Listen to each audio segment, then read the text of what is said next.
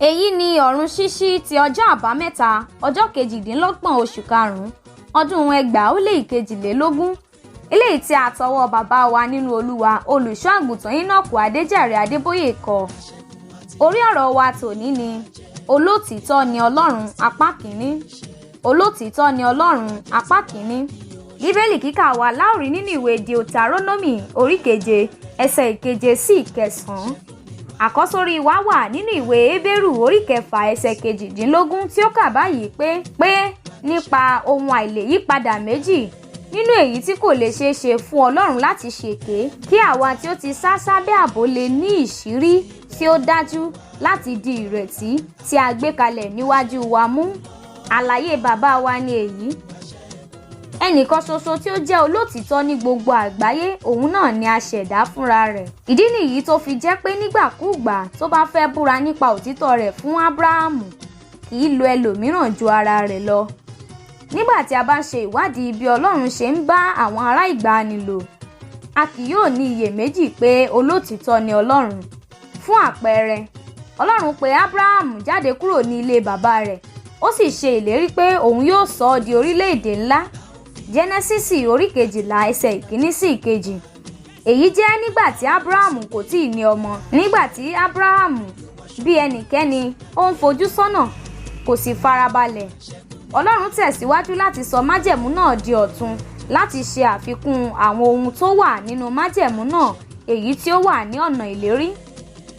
Lẹ́yìn nǹkan wọ̀nyí, ọ̀rọ̀ Olúwa tọ̀ Ábúráhámù wá ní ojú ìran wípé, má bẹ̀rù Ábúráhámù, èmi ni asà rẹ, èrè ńlá rẹ gidigidi. Ó sì mú un jáde wá sí gbangba. Ó sì wí pé, gbójú wo òkè ọ̀run nísinsìnyí, kí o sì ka ìràwọ̀ bí ìwọ bá lè kà wọ́n. Ó sì wí fún un pé, bẹ́ẹ̀ ni irú ọmọ rẹ yóò rí. Jẹ́nẹ́sísì orí 15 ẹsẹ̀ 1 àti ẹsẹ̀ 5.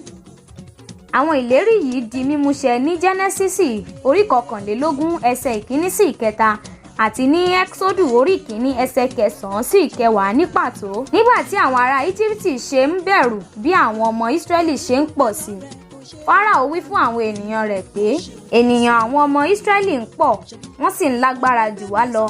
Ẹ wá ná, ẹ jẹ́ kí a fi ọgbọ́n bá wọn ṣe, kí wọn kí ó má ṣe bí sí i.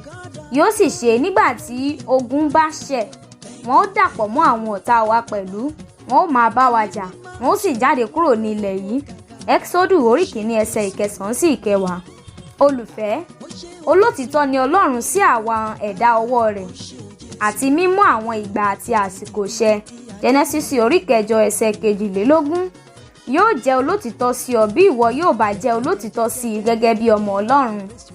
Rántí ohun tí ó sọ nínú Ẹ́kísódù sí wa digbí.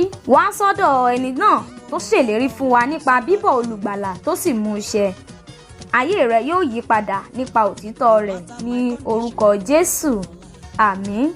Kókó àdúrà: yìn Ọlọ́run kí o sì dúpẹ́ fún òtítọ́ rẹ̀ láti ìrandíran àti sí ìwọ pàápàá. Yìn Ọlọ́run kí o sì dúpẹ́ fún òtítọ́ rẹ̀ láti ìrandíran àti sí ìwọ pàápàá.